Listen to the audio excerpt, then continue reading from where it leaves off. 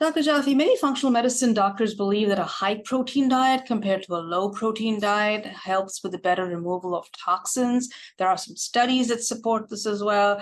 What are your thoughts on protein consumption amounts to support proper detoxification?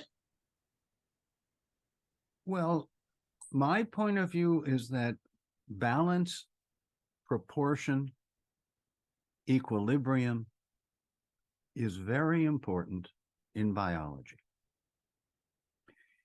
I know that if you take more than, say, 70 or 80 grams of protein a day, which is the amount of dry protein that will fit in the palm of your hand, the extra protein will eventually become amino acids and then keto acids, and you will contribute to metabolic acidosis. Now, in a sense, if you advocate high protein, you're saying we can burn hotter. We can biologically burn up some toxic pharmaceuticals. You have to be very careful today when you read the results of a study, because it may be true, but it may ignore other collateral side effects that over time become harmful. The study you mentioned was carried out over a few months, and it should have been carried out over a few years.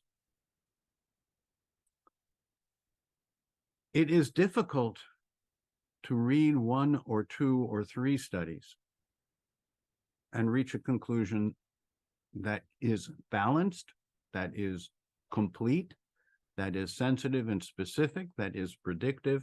And we try to do that with Nature's Alkaline Way and Nature's Pharmacy, and we will guide you to the biologically optimum amount of protein so that you don't fuel metabolic acidosis, you don't fuel protein maldigestion, you don't put a stress on your digestive tract that is unnecessary. So I'm a big fan of nature, nurture, and wholeness.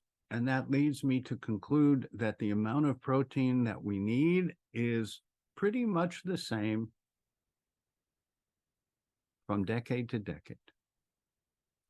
Yes, if you're pregnant, yes, if you're working out, you might need a little bit more protein, but you need the nutrients that make digestion happy, that make detoxification and metabolism happen, that nature, nurture, and wholeness guide your diet, what you eat and drink, stay well hydrated, and think, practice relaxation, response, or mindfulness, and your stress hormones will go down. Your neurochemicals will be in balance. Your hormones will stay in balance. You will achieve homeostasis, which is self-regulation. Homeostasis was introduced in physiology early in the 19th century. It has mostly been forgotten today, but it deserves to be remembered. So yes, protein is essential. Not too much, not too little. It's almost always the Goldilocks scenario. Just right is just right. And from hundreds of studies, we know that the optimum protein intake is plus or minus 80 grams a day. You can easily get that from seeds and nuts, fruits and vegetables, whole foods galore. And I recommend a wide variety of immune-compatible foods in a wide variety of ways daily.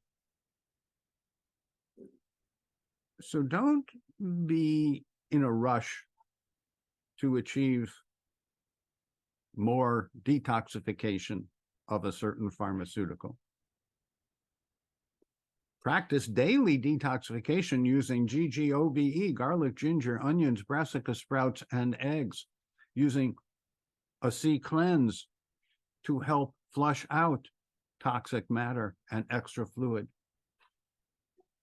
Polyphenolics that work with the ascorbate, magnesium and choline citrate based on your urine pH in the morning. Omega-3 fats like EPA and DHA to balance out the omega-6 fats that you're probably taking in too much of. So say many, many experts like Artemis Simopoulos, my colleague of many decades, who has brilliantly pointed out that the Greek Mediterranean diet and lifestyle adds life to years and years to life. So does the traditional Japanese lifestyle. So does living in the blue zones. There are ways of enjoying and being grateful, of laughing more, of hydrating well, of stretching more, both mentally and physically, and of eating more nutritious, less contaminated foods. So take in balanced protein. Don't take too little. Don't take too much. Now you know.